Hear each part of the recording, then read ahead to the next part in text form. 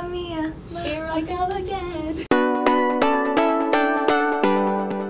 In another news we can't ignore, UC Davis animal science professor states that the new cage-free hen systems can pose environmental, food safety, and animal welfare concerns. Due to the exposure to manure, cage-free eggs have a higher risk of absorbing bacteria like Salmonella, and having the freedom to be out and about, these hens lose their eggs, which result in fighting of over 200,000 chickens. And finally, they also are found to make more ammonia than their in-cage counterparts, which obviously everybody, global warming, it's real. Do you think these problems are extreme enough to stop the practice? Of cage-free? Yeah. And go back to cage? Mm-hmm. No. No. That sounds like an excuse to me.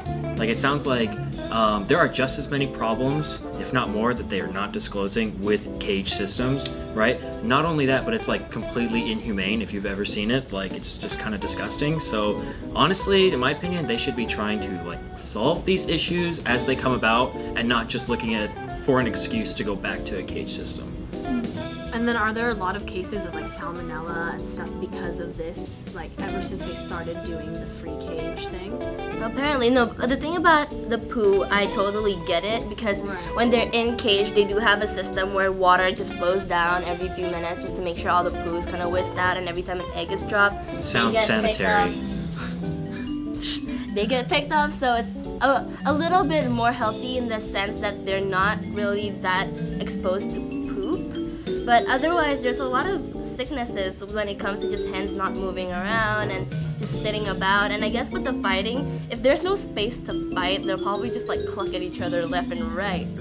And chickens happen to be those animals that do fight a lot. You know, have you seen chicken fights? Yeah. It's a big thing in the Philippines. Mm-hmm. Apparently, Nika's seen chicken fights. Well, not like right there, but like I've seen it on television.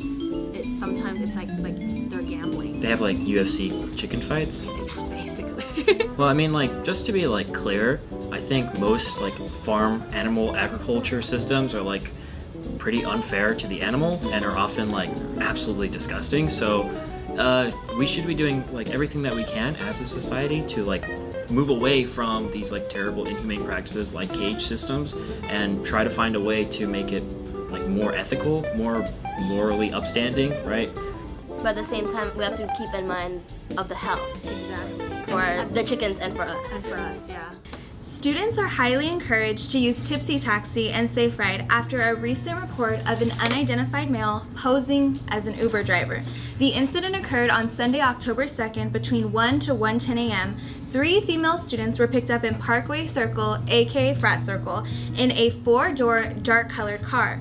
So 2 of the female passengers were dropped off at campus housing, and then the 3rd was dropped off in West Village. But once at West Village, the driver demanded a kiss as a form of payment and refused to let her leave, locking the doors to the car. Luckily, a Safe Ride car nearby scared the imposter, and the passenger was able to return home safely. So please remember to stay safe, my fellow Aggies, and try to use Safe Ride and Tipsy Taxi. Yeah. Did y'all hear about that? Yes. No. It's so gross. Crazy. Right? Being a woman, like that's very concerning. And that's very common. Yeah. And like as like my parents, they always tell me, wherever you are, always be alert, always be conscious of your surroundings, and like to the point where it's kind of annoying to me, like, oh, mom, dad, I get it. But when I read these stories, I'm so grateful that they always remind me of that, because anything can happen in a split second, and unfortunately sometimes there aren't people there to help you. Yeah. And these things only happen once, you know? I got an Uber 2 weeks ago, and I was going from west to Alhambra, so it was a really long drive, and I was with this young man, and he was like around my age, and he was from Sacto, and we were just talking, having good conversation, but by the time that I left the car, he was like, oh, like, I really hope I get to see you soon.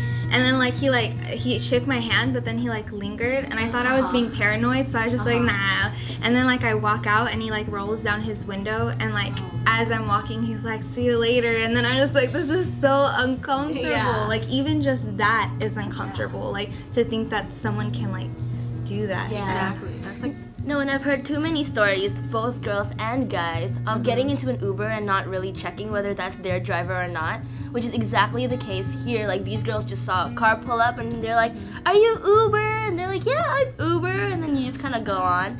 So I guess it's really, really important, and I know a lot of my friends keep stressing this, to check the Uber driver's name, the car, and see if it matches the one on your phone. Just for like your sake of peace of mind, you should probably always carry like pepper spray. Yes. Maybe getting a small taser is not it's like not a big deal, and like holding that in your hand during an encounter like that, it will help you. Like no matter what, like you have to protect yourself. So the fall season brings a bunch of events lined up that are unique and fun for you and your friends to share. So join the Davis Farmers Market every Wednesday and Saturday to grab some yummy snacks and merchandise. Love Halloween, man. Really? Halloween's my favorite. Yeah. I just love it. Who are you gonna dress up as? Oh, this year?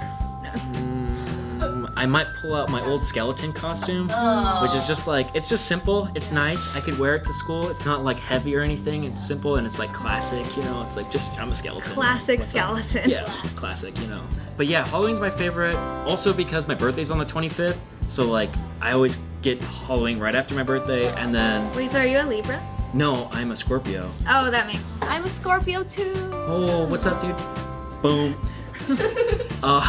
And then Halloween is like, ooh, there's stuff out there, and like there's like mystery and mysticism and full moons and I'm excited for the pie. I love it. Oh, dude, pumpkin pie, man. Are y'all afraid for the clowns? Because I heard on Halloween they're gonna like. Oh my god, yes. So one thing I forgot to mention about the Uber story from earlier was that there was a similar story from UC Berkeley, but it had to do with an Uber driver who came dressed up as a clown. No. Clowns, they're everywhere apparently. They were in Davis last night. They were spotted. Yeah, it's a pavilion in an elevator. My friend took a picture and it was circulating on Facebook. So it really is real. Don't hurt Make people. good decisions while clowning. Doesn't around. matter what time it is of the year. Don't No hurt pun people. Okay, well, whatever you decide to do for Halloween, just don't be Harley Quinn, because every girl is going to be Harley Quinn. Yeah. They were talking about Halloween costumes on the radio, and they're like, if you want to like throw some shade or dress up as throw some shade, just wear all black. And I was like, what? I like that It's one. like a visual pun. Exactly. So I was like, oh, I like that. Holy Some moly. good dry humor. Right there.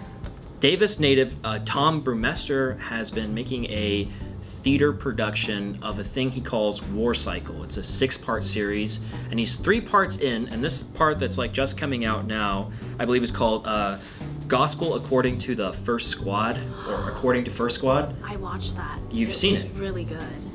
I really like it. Wow. Okay, so I have some questions for you, but before I get into those questions, like, let's just give you some more background on like what's it about. So it takes place in like an undisclosed area in the Middle East, presumably, and it's about 6 soldiers, and they're kind of dealing with anxiety of war and like the need to go home, right? And like starving in every sense of the word, right? So it's like super gritty, and people have commented that it's incredibly vulgar. So yeah, my first question would be like, did it offend you? I personally, it did not offend me. You know, there was strong language, but I feel like it was the emotion that they needed to convey. But how they conveyed the message and the story and that emotion and the character was very done. It was done very well, and I was very impressed. These kids are students, right? And they are so talented. I think one of like the wonderful things about theater is that because we're so accustomed to watching things on TV or like movies and stuff in like the projection and on a screen, there's like a distance you place between like the emotion of the actor on the screen. But when you're in a play in the same room as those people, like, yeah, you feel it. There's like an atmosphere of tension, right? And it's like, I guess if they can pull it off, that's like incredible talent, you know? And like sometimes, like when they're doing their monologues, like sometimes you'll catch their like gaze, and it's like they're talking to you, and I'm like, oh my gosh, wow. It's like, it's really good. It's really good. Once again, that wraps up another episode of Aggie Now. I'm Nika Vagajas. I'm Tanya Josephine. I'm Sabrina Sanchez. And I'm Kevin Dusa. Thanks for watching, and this week we'll be giving away multiple Temple gift cards to the best comment discussing your favorite homecoming memory. So make sure you make those funny. We'll be reading them. Hey everyone, if you like this week's episode, make sure to subscribe to our YouTube channel and like all our videos. So remember to follow us on Facebook, Twitter, Snapchat, and Instagram.